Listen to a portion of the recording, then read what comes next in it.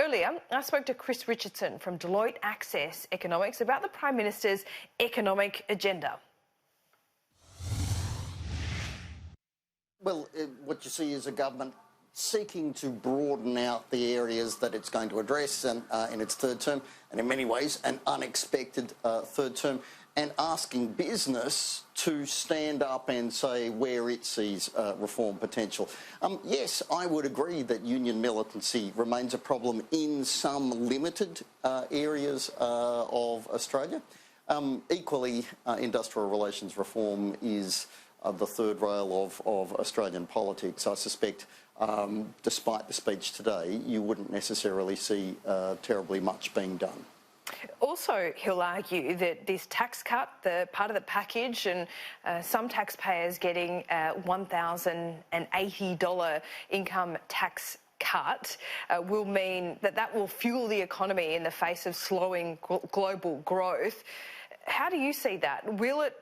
How does that growth translate with this tax cut? It is the biggest bit of stimulus currently on offer. It's $8 billion. It would arrive, and presumably something passes Parliament relatively soon after Parliament starts to sit. Arrive very fast, matter of weeks. That's the equivalent of probably more than 2 interest rate cuts, and perhaps a bit of a surprise to many Australian taxpayers seeing that in their tax refunds. I do think it would certainly help move the Australian economy along. Interesting. So the equivalent of 2 interest rate cuts. We'll get to Philip Lowe and what he says about future moves in that sense in just a moment. But this package as a whole, again, the government is going to step up pressure to argue that the whole package of income tax cuts should be passed. We've spoken about this in the past. Chris Richardson, business, economists urging Labor to do the same? The arguments for and against, the upfront bit is definitely stimulus. Package as a whole, there are some risks in promising too much too soon. The main reason the budget's looking better is because China's looking worse, so that's not necessarily very sustainable.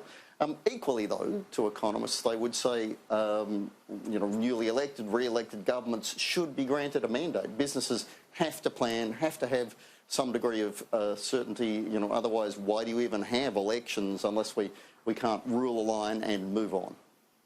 Yep, we'll see if that happens, and there's going to be that all-important shadow cabinet meeting today. It is interesting that Jim Chalmers, the shadow treasurer, and Anthony Albanese are now saying that they don't constitute those who earn up to $180,000 or up to $200,000 a year are the top end of town. What do you make of that? And Labor's themselves said that there's a question around the policies they took to the last election and how they were seen, and aspiration and the like. So they're looking at that. They've made that very clear, and we're starting to see the language change. And that more balanced approach, I'm pretty sure, is going to be a feature of Labor through this term. And we'll hear from Philip Lowe this morning. We heard from him late last week. What is his central message at the moment? Do more. He wants his own institution, the Reserve Bank, to do more. He wants governments to do more.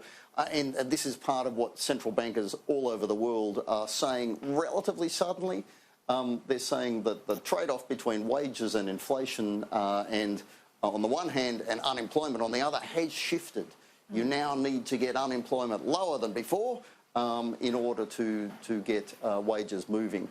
So he really wants to see some action, and unusually for a central banker, he's speaking up about what governments should do as well. Yeah, absolutely, and that has been noted in many quarters that Philip Lowe has been calling on those fiscal levers to be pulled on. How urgently is it required? He seems to be almost desperate. Well, there's two things. The public debate is a bit mixed up about the two of them. One is, the Australian economy is softer at the moment than it was 12 months ago and needs a bit of help. That's not where the, if you like, the degree of urgency is creeping into what Phil Lowe is saying. It's the second leg, the thought that, well, hang on, you actually need unemployment to get rather lower before wages get rather higher. It's a different question from is the economy soft? And it's that bit. He's looking at his interest rates and saying, well, you know, even if I cut them several times from here, basically to zero, that's not going to get unemployment to 4.5%. And he really thinks that if he's going to do what the Reserve Bank promises to do to get inflation in a given band over time, that's where we've got to head, and that will mean more than the Reserve Bank. It means help from government as well. The G20 is meeting. The G20 countries are meeting at the end of this week in Osaka in Japan. How important is it that some kind of breakthrough comes between the US and China on the ongoing trade war? Look, it is pretty important. All along, we tend to forget there have been win-win outcomes. You know, China is no longer the poor country that it was. It is well embarked on industrialisation. It should, you know, wind back tariffs, open up its markets, be more careful around intellectual property. These are the marks of an increasingly prosperous nation. Those would be smart things in many cases for China to do, full stop. But amid the push and shove and the egos and the rest of it, there is a risk that G20 meeting in Osaka at the end of this week does not advance. You know, that's worrying, you know, the central bankers like Phil Lowe. It's worrying the economists like me. We need to calm down the rhetoric and get some sensible solutions.